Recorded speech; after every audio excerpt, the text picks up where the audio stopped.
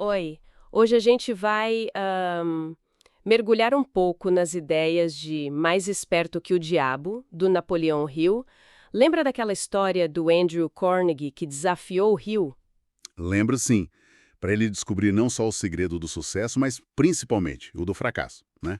Isso. E levou décadas para ele desenvolver isso. Exato. E o livro, bom, o material que ele deixou mostra uma jornada pessoal bem intensa do Rio. Muitos altos e baixos, sabe? Que culminaram naquilo que ele chamou de outro eu, né? Isso. Tipo uma força interna que aparece, que desperta em momentos de crise mesmo. O livro é, na verdade, uma exploração sobre medo, fé, propósito e como essas forças meio que moldam o nosso destino. E tem, claro, a polêmica entrevista com o diabo. Que sempre gera discussão. Muita discussão. Nossa missão aqui hoje é mais dar uma fuçada nessas ideias, sabe? Tentar entender as ferramentas que o Rio propõe para a gente, para a vida, para navegar com mais clareza, eu diria. Entender essa batalha interna que ele descreve tão bem. A história toda começa com a busca dele, né? Pela tal filosofia do sucesso. Sim, ele analisou milhares de pessoas que fracassaram, e centenas que foram bem-sucedidas. Mas o interessante é que ele mesmo passou por cada perrengue. Nossa, sim. Ele se sentiu perdido, dominado pelo medo em vários momentos. Teve um episódio bem marcante, um trauma, ligado ao assassinato de um jornalista, Don Mallet. E foi aí, né, nesse fundo do poço, que ele descreve o despertar desse outro eu. Exatamente, uma voz interna, quase uma intuição muito forte, guiada pela fé. Que o fez agir mesmo sem ter garantia nenhuma, né? Totalmente. Como naquela história dele para Filadélfia sem um tostão no bolso, só seguindo umas ordens internas.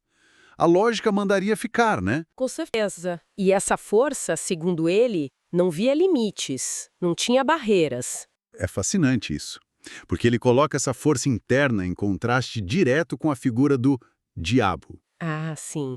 E é bom deixar claro, ele não está falando de um ser com chifre e rabo, né? De jeito nenhum. É mais uma metáfora para uma energia negativa. Aquela parte da nossa mente que se alimenta do medo, da ignorância. E quais seriam as armas desse diabo? O medo é a principal. O medo é central. Medo de tudo. Pobreza, crítica, doença, perder quem a gente ama, medo de envelhecer, de morrer. A lista é enorme. Nossa! Mas a ferramenta principal mesmo, segundo Hill, é o que ele chama de alienação. Alienação? Como assim? No original é drifting. É tipo a falta de um rumo claro na vida, sabe? Aquela preguiça de pensar por si mesmo, Uhum. deixar a vida levar, se deixar controlar pelas circunstâncias, sem tomar as rédeas. Entendi. Deixar rolar. Isso. E o diabo no livro chega a dizer que controla, tipo, 98% das pessoas desse jeito. 98%? É um número que choca, né? Totalmente. E aí fica interessante mesmo porque o Hill, através do diabo, sugere que até figuras que a gente respeita, pais, escolas, líderes religiosos, Sem querer, né? muitas vezes sem querer, acabam reforçando essa alienação. Como? Focando em decorar coisa em vez de ensinar a raciocinar, sabe? Não estimulando o pensamento independente. E plantando medos desde cedo, né? Isso é forte. Exatamente. E qual seria o antídoto para isso? Para essa alienação toda? O propósito definido. O propósito definido. Ter clareza do que se quer, traçar um plano, mesmo que simples, e agir com foco. Isso, para Hill, fecha a porta para essa influência negativa. É o começo da autodeterminação. Faz sentido. Para quem se sente meio perdido, estagnado, essa ideia do propósito pode ser um norte, né? Com certeza. Ok, então temos a alienação de um lado e o propósito definido do outro. Mas como que esses padrões, esses hábitos se fixam na gente? Então, aí o Hill traz a lei do ritmo hipnótico. Lei do ritmo hipnótico. O que seria isso? Pensa num caminho na grama. Quanto mais a gente pisa ali, mais fundo e definido ele fica, certo? Certo, fica mais fácil passar por ali de novo. Exato. O cérebro faria algo parecido. Nossos pensamentos e hábitos dominantes, sejam eles bons ou ruins, com o tempo eles vão se solidificando, vão se tornando automáticos. Tipo, o tempo consolida o padrão? Isso. É uma lei natural, neutra. Ela só torna permanente aquilo que a gente mais repete na mente e nas ações. Isso muda muito como a gente encara fracasso, a adversidade, né? Completamente. Deixam de ser o fim do mundo.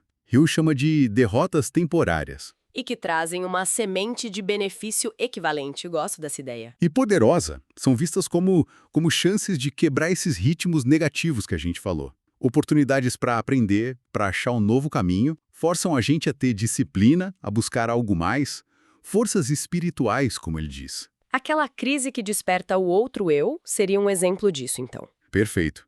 A crise quebra um ritmo de medo e permite que um novo ritmo, baseado na fé, no propósito, comece a se formar. Entendi. E além desse foco no propósito, nos hábitos, ele fala de outras coisas também, né? Tipo, o ambiente. Sim, super importante.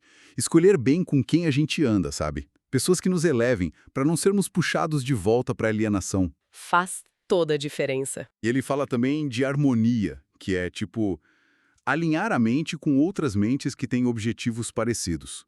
Potencializa o propósito.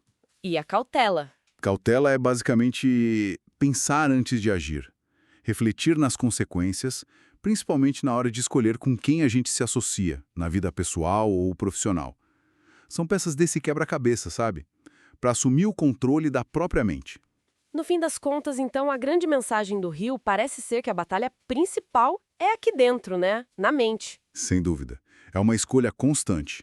Medo ou fé. Alienação ou propósito definido. E a natureza, com essa lei do ritmo hipnótico que você explicou, ela só vai lá e carimba a escolha que a gente faz mais vezes. Exatamente.